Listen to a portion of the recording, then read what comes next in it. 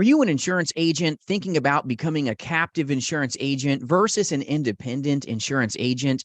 Well, I'm going to pull back the curtain and help you see some of the little clauses that you're going to want to be aware of before you jump into some of these opportunity meetings that you may be scheduled to go dive into. You want to be able to see this deliberately, and I'm going to kind of pull the curtain back and let you see some of this. I hope this content is a help to you today.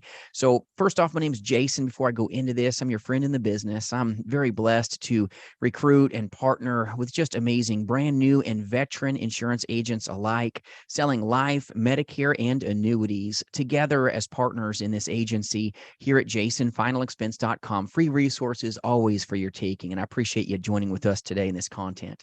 So the biggest gotcha clause with captive insurance agencies is number one, the very dream that you're building isn't yours. It's called a vesting schedule. Most, and I say most, captive insurance agents deploy something called a vesting schedule. That just means you're working really hard. You're maybe told in the career briefing that you're going to build your block of business. Well, you don't even own it. When you're vested, you may have to wait 5 years, 10 years, 15 years before the business is even yours. This is a problem when you're trying to attain profitability or build something. You're not building it for you. You're building it for your manager, whoever it may be that maybe recruited you into this. So be careful. Make sure that you truly own and control your block of business. That's very important. In most captive insurance agreements, whatever you want to call it, captive IMOs, those organizations normally deploy the vesting schedule, meaning it's 5 years, 10 years, 15 years deep.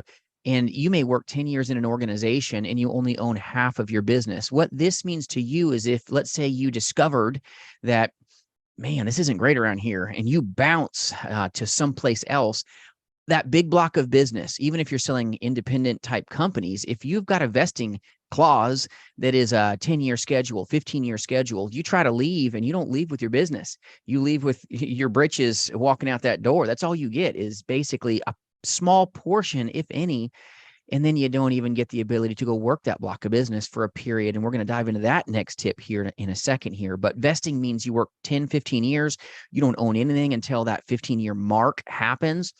And then you get a fractional amount of money normally. So that's called the vesting schedule. That's kind of the clause that a lot of captive insurance agencies will deploy. So if you're thinking about an opportunity meeting with some captive life insurance company where you can only sell one, you want to ask, what is your vesting schedule? Can I please see what that looks like? That's something that you got to get out there early. If not, it's like a gotcha, too little too late if you discover that maybe they were MLM or you were drinking the Kool-Aid. So be careful of the vesting clause, vesting schedule. This really hurts a lot of agents that don't know any better. All right. So number one is the vesting clause. Hope that is a help to you. Number two is there's something called typically a non-solicitation agreement.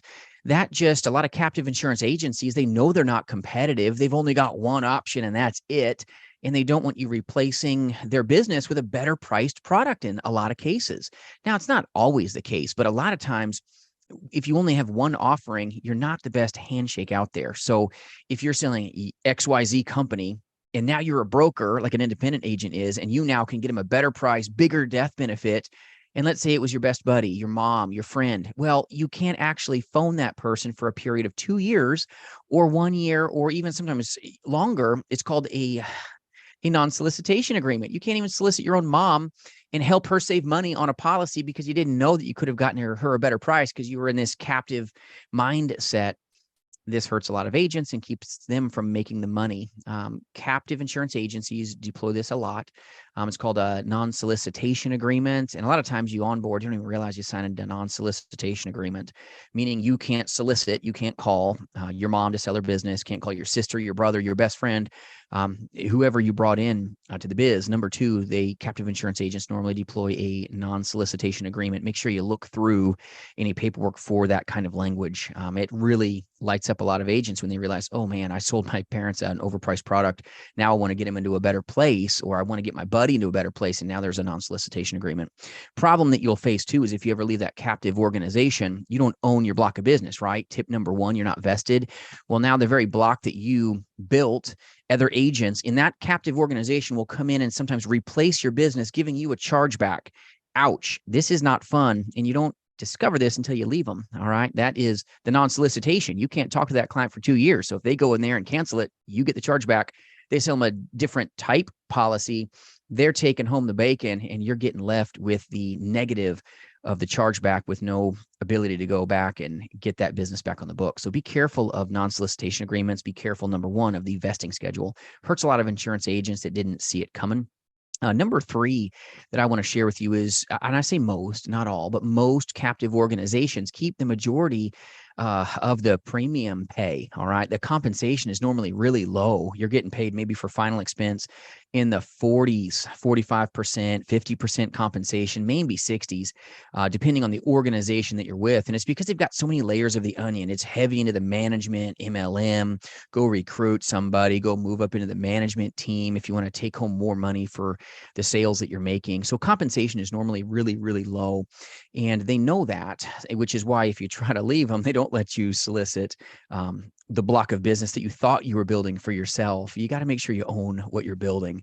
If not, you're building this business for somebody else. And captive insurance agents a lot of times jump into it and didn't know any better. So comp is something that you want to know. What am I going to get compensated? Compensation is important, but the ability to be trained and honed and mentored, it's not just about comp. It's about the relationships and about real training so you can hopefully transact. But there's no reason that a new insurance agent, even captive insurance agent, should be down into the 40s in compensation for final expense. That's just ridiculously low.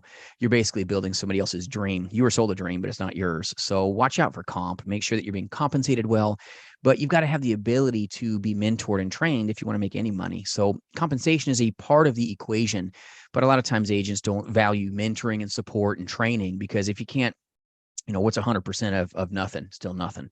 You got to make sure you've got good training, good turnkey systems, good mentors that can make a way for you. So comp is a great part of the equation, but it's not everything.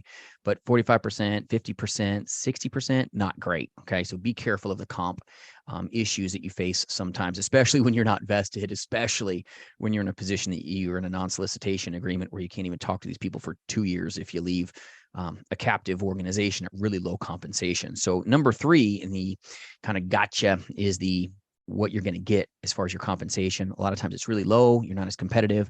And then number four is leads. A lot of times they bring you on in a captive agency because you're like, wow, I don't want to risk anything. So I'm going to maybe jeopardize my opportunity for security. And you get these free leads and you're told they're leads. And then you find out the real tune is maybe it's just data. This really destroys a lot of agents, diminishes belief, because if you're getting old leads, whoo, man, I tell you, you're going to die your fingers off all day to try to find a little piece of gold up in that dirt. And a lot of captive insurance organizations, not all, but most, will not invest into quality leads. It's all about quantity because they maybe don't mentor real high, and the cost per acquisition, they got to keep as low as possible, because the more that, that they put out into the leads is the less they're going to make, because they're eating off both sides of your apple. So you got to understand, with any form of opportunity comes you jeopardizing a little bit of your security. When you become an independent insurance agent, you're buying your leads. Whereas a captive insurance agent, you may be like, you know what, they're going to buy my leads for me. And for that, I now lose the reward because I didn't put the risk out there necessary. So you got to buy leads. It's a powerful thing to understand. Being independent, you're going to pay for your own leads, but you're going to be leaving a lot on the table when you're grabbing free leads and it turns to be data, or they tell you to give them your friends and family, your maybe Project 100, they call it. And I got to go talk to all your friends and family and let's go get them and then get your money right. And then you realize that the real tune is there's no leads to be had. And now you're out of the business. Now you can't solicit them. Point number two, you're in a non-solicitation agreement. Now they own your family and friends for policies. You find out, number one, you're not even vested. So everything you're building, when it goes crazy on you, you leave, and now they own all of that business and it was you bringing it to the table. That's not a good tune. Then number three, you find out you got really low comp. Number four, you find out you got really almost no leads. It's just data, a bunch of disconnected numbers all day, 2-year-old, 3-year-old stuff. Oof, this is what a lot of captive insurance agents see. Not in all cases. There's some good captive insurance agencies out there, but they're kind of few and far between, in my opinion. But an agent that doesn't have any money, maybe that's where you got to start, not where you stay, though. Try to get independent as fast as you can. If you don't have much in your wallet, then yeah, go captive at first, my friends. If you need any good places to go plant your feet for a temporary solution, reach out at jasonfinalexpense.com. I'll absolutely serve you in any way I can. I really mean that. But you got to be careful of getting just data when you thought you were going to deliberately get a bunch of good leads. And sometimes you feel like you got had a little bit. And this is not the best handshake that you could have. You got to understand opportunity looks like giving up security. Without risk, there is no chance for reward. And not everybody makes it in the insurance industry. A lot of captive insurance type organizations will treat you some ways like a W-2, and some people need that level of discipline over top of them because they're not a 1099 mind and grind. They don't have the ability to get up every day and go, go, go. They need this like major rah effect, almost like Kool-Aid drinking infusion of energy. And that's not a bad thing. I'm not saying that's a negative, all right. But if you could do this on your own and be independent, that's where, and I believe you should be. I was captive at one point. Let me tell you, there's no life like being independent. It's amazing, but you've got to be extremely disciplined. You got to be extremely driven. You're going to own your business, or your business is going to own you. And sometimes you take those safe plays and then realize you didn't make as much as you could have in the independent world. My last point that I'll make with you is a lot of times this captive organizations are all into recruiting instead of really helping you become a top producer. That takes away your opportunity when you have to recruit because they know they don't have a great product that stands on its own 2 feet. That's a possibility. Or they know that their product is maybe a little bit overpriced. So they want you to recruit all your buddies in there, knowing that nobody's going to stick and stay for the most part. So they're using you as a recruitment tool instead of really investing into you for training and mentoring and supporting you and really helping you build your business. Because that's what an independent agent does. He builds and she builds her business.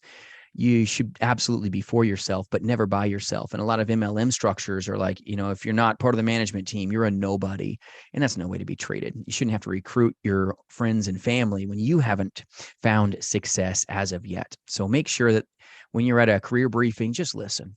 Just be a sponge. Talk to a couple top producers at that captive organization.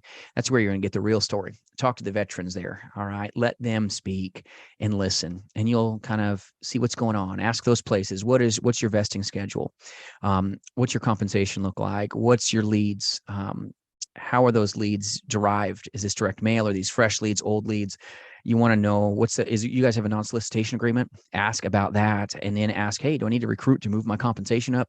Ask about those kind of things when you first jump in. And you may find out that maybe the captive organization tune is one that you like, or maybe you're like, I don't want any clauses. I want to own and control my block of business, and I want to go make my destiny, hopefully, a reality. So hope this helps you. Any free resources you need, or if you need good advice, reach out at jasonfinalexpense.com. Appreciating you letting me share with you today, and I hope this helps you. We'll see you soon, my friends. Bye-bye.